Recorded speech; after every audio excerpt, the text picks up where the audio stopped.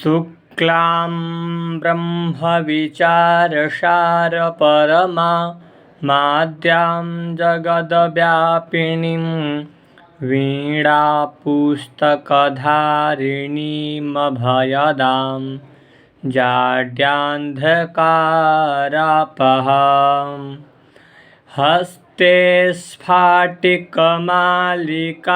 विदधतीं पद्मासने संस्थितां वन्दे तां परमेश्वरीं भगवतीं बुद्धिप्रदां शारदाम्।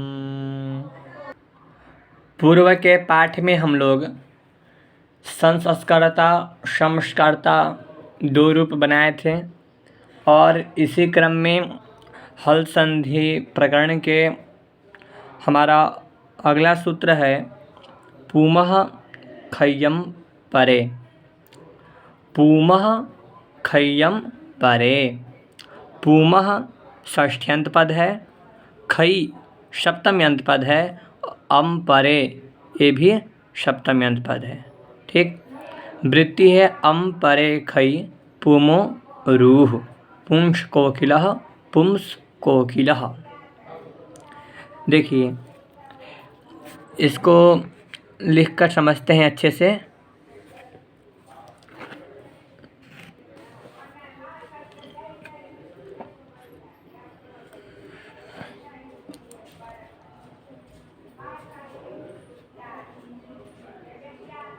पूमः ये क्या है? षष्ठ्यंत पद है। ठीक, पूमः क्या है?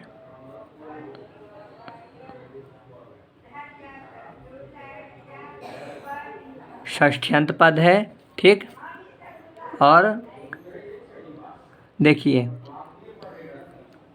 ख ई प्लस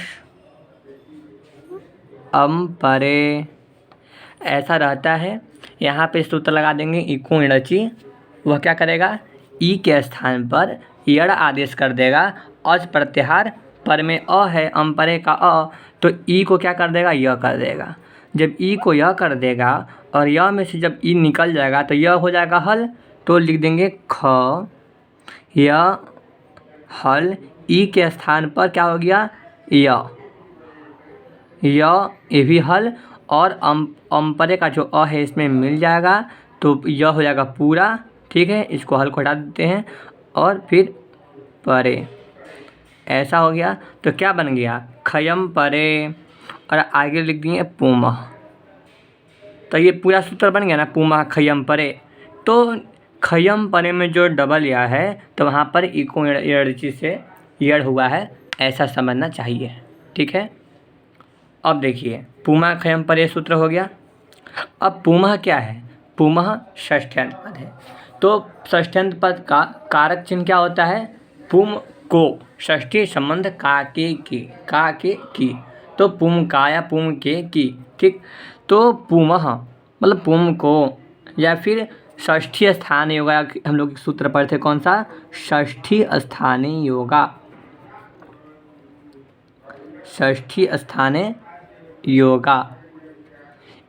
इस सूत्र से सूत्र के कोई भी सूत्र में अगर षष्ठ्यंत पद दिखाई दे तो वहाँ से हम स्थाने ले आएंगे और जिसमें षष्ठ्यंत लगा हो उसके आगे इसको हम रख देते हैं। तो इसको हम पूमः क्या रख देते, क्या जाएगा? पूमः स्थाने। ठीक, तो इसका अर्थ क्या हो गया? पूमः स्थाने मतलब पूम के स्थान में। किसके स्थान में? पूम के स्थान में। तब पूमः से हम क्या अर्थ निकालेंगे? पूमः स्थाने, पूम के स्थान में। केवल पूमः पद में षष्ठ्यंत लगा है तो इससे हम अर्थ निकाल लेंगे पूमः स्थाने, पूम के स्थान में। ठीक, खय्यम परे तो क्या है? पहले पुम होना चाहिए, उसके बाद क्या चाहिए? खई होना चाहिए, और उसके बाद अम परे, अम प्रत्याहार पर में होना चाहिए। तो खई जो है ये भी प्रत्याहार है, और अम परे जो अम है ये भी प्रत्याहार है। सूत्र क्या कहता है? वृत्ति देखिएगा, वृत्ति में लिखा होगा कि अम परे खई, अम परे खई। अम परे, मतलब अम परे का मतलब अम एक प्रत्याहार है। अम क्या है? एक प्रत्याहार है। अयुड़ के आकार से लेके यमगणनम के मकार तक इसका जाता है। ठीक है, अ ई उ रील री ए ओ ऐ औ ह य व र ल य म ग ण न इतने वर्ण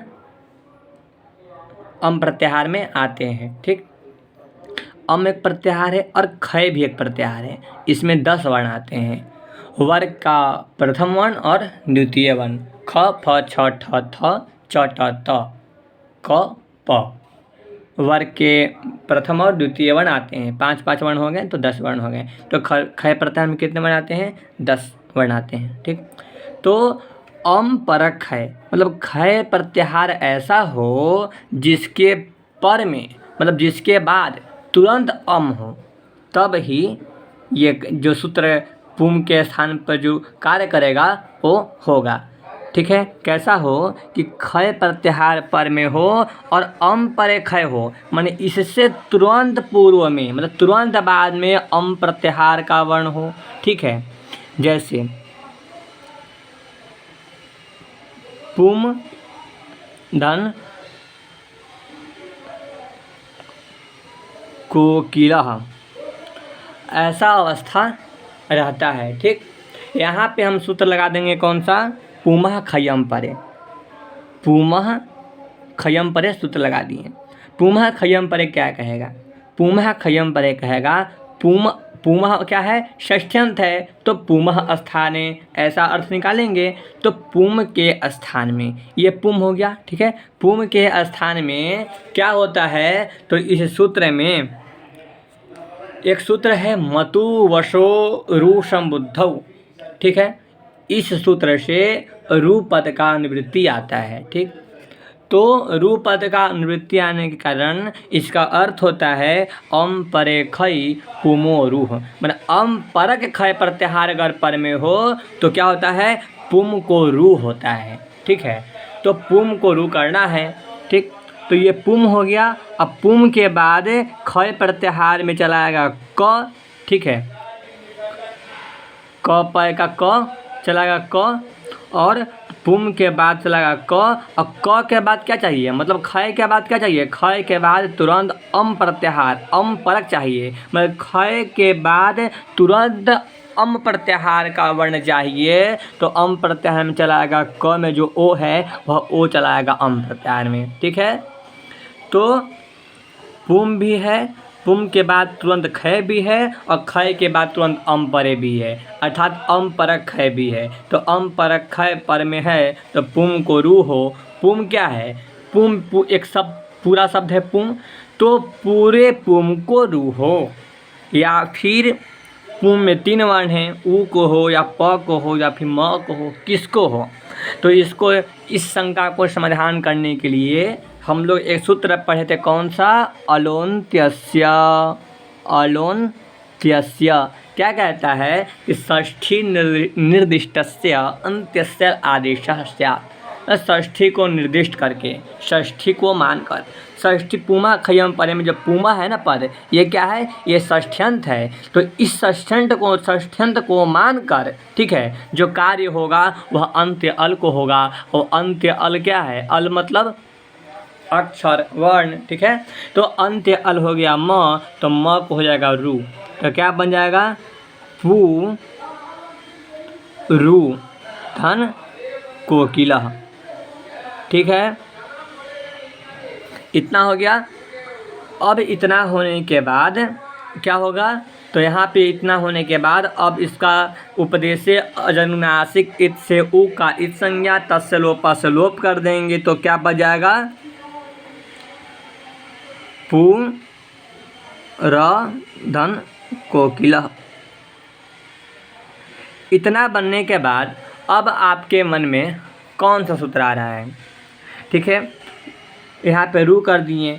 तो देखिए, जब हम लोग समः श्रुति सूत्र पढ़कर संस्कर्ता समस्कर्ता ऐसा प्रयोग बना रहे थे, तो वहाँ पे सूत्र पढ़े थे कौन सा? अत्रानुनासिकः पूर्वस्य दुआ। अर्थात पूर्व प्रयोग में जितना सूत्र हम लगाए थे, जैसे जैसे प्रक्रिया किए थे, उसी तरह इसमें भी करना है। लगा देंगे कौन सा सूत्र? अत्र अनुनासिकः पूर्वस्य तु वा। क्या कहेगा? कहेगा अत्र रू प्रकरणे रोह। अत्र मतलब यहाँ, ठीक है। यहाँ पे इसका अर्थ क्या लेना है कि इस रूप प्रकरण में। अत्र मतलब इस रूप प्रकरण में, ठीक है। रूप प्रकरण का तात्पर्य क्या है कि यहाँ पे जो हम रू कर रहे हैं, यहाँ पे पुम के म को रू कर दिए, ठीक है। और शम संस्कर्ता जब बनाते हैं तो शम धन अस्कर्ता में शम के मकार को रू कर दिए। तो कह रहा है कि जो रूप प्रकरण आप स्टार्ट किए हैं, मतु वशो रू संबुद्धो जो सूत्र होगा वो 8वें अध्याय के दूसरे या तीसरे पाद का सूत्र है, ठीक है। वो देखना पड़ेगा कि दूसरे या तीसरे पाद का है, तो वहाँ से रूप प्रकरण प्रारंभ होता है, ठीक। व्याकरण शास्त्र में देखिए यही तो है कि सबका एक अलग अलग प्रकरण है। कहीं रूप प्रकरण शुरू होता है तो कहीं किसी अधिकार का प्रकरण चलता है, तो कहीं गुण संधि प्रकरण चलेगा तो केवल उसमें गुण का बात चलेगा, कहीं पर विसर्ग का चलेगा तो केवल विसर्ग के सूत्र रहेंगे। तो ऐसे ही एक रूप प्रकरण है। और रूप प्रकरण में क्या है कि क्रमशः मतलब लाइन से केवल रूप करने वाला ही सूत्र है। तो कहता है कि अत्र रूप प्रकरणे रोह, मतलब इस रूप प्रकरण में। किस रूप प्रकरण में? तो जो 8वां अध्याय में जितने सूत्र का पाठ हुआ है रूप प्रकरण में, अगर उन सभी सूत्रों से अगर रू होता है तो रू होने के पूर्व में जो अच होगा उसको क्या हो जाएगा? अनुनासिक हो जाएगा, ठीक है। तो सूत्र लगा देंगे अत्र अनुनासिकः पूर्वस्य तु वा। इससे रू संबंधी जो रू के पूर्व में जो उ है उसको अनुनासिक कर देंगे तो क्या हो जाएगा? अनुनासिक हो गया। और र धन कोकिलः, ठीक है।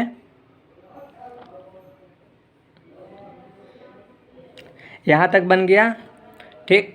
अब देखिए यहाँ से एक चीज़ ध्यान देना है हर जगह कि अत्र अनुनासिकः पूर्वस्य तु वा, ये जो सूत्र है इसमें वा पद है और वा का मतलब होता है विकल्प से। एक बार करेगा और एक बार नहीं करेगा। तो इसको अंतिम में ना करने के वजह हम लोग यहीं पे कर लेते हैं। तो एक बार जब अनुनासिक कर देगा तो ये हो जाएगा, ऊपर क्या हो जाएगा? चंद्र बिंदु हो जाएगा। लेकिन जब अनुनासिक एक पक्ष में नहीं करेगा तो क्या होगा? तो उसके बाद तुरंत सूत्र है कौन सा? अनुनासिकात परो अनुस्वारः। क्या कहता है? अनुनासिकात परो अनुस्वारः।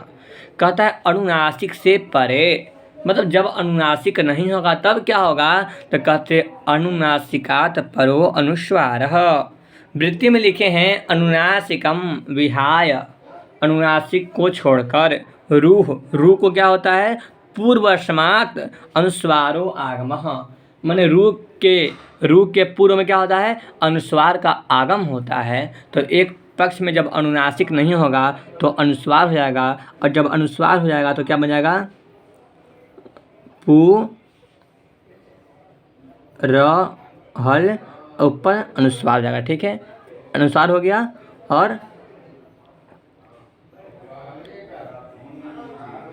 कोकिला, ठीक है। यहाँ तक बन गया। अब यहाँ तक बनने के बाद अब आप उसी में सूत्र पढ़े होंगे खर वशान्योर विसर्जनीयः। क्या कहता है कि खर अथवा अवसान क्या हो? खर अथवा अवसान पर में हो तो रेफ को क्या होता है? विसर्ग होता है। खर अथवा अवसान पर में हो, खर प्रत्याहार का वर्ण पर में हो या फिर कोई भी वर्ण ना पर में हो तो वहाँ पे विरामों अवसानाम से अवसान कर देते हैं, और खर वशान और विसर्जनीय से अवसान परे मानकर पदांत रेफ को क्या कहते हैं? विसर्ग करते हैं। तो ये केवल रेफ को करता है, ठीक है। खर वशान और विसर्जनीय जो सूत्र है याद रखिएगा, जहाँ जहाँ विसर्ग का बात आएगा तो आपके मन में सूत्र बहुत सारे घूमने लगेंगे, तो उसमें ध्यान देना है कि खर वशान और विसर्जनीय जो सूत्र है वो केवल रेफ को विसर्ग करता है, पदांत रेफ को विसर्ग करता है, ठीक है। तो खर प्रत्याहार पर में चलाएगा क को खर प्रत्याहार मानकर जो रेफ है इसको विसर्ग कर देंगे। जब विसर्ग कर देंगे तो क्या बन जाएगा? पुंह कोकिला। ठीक है। और अनुस्वार वाला पक्ष में भी विसर्ग हो जाएगा तो क्या बन जाएगा? पुम विसर्ग पुंह कोकिला। ठीक है, इतना बन गया।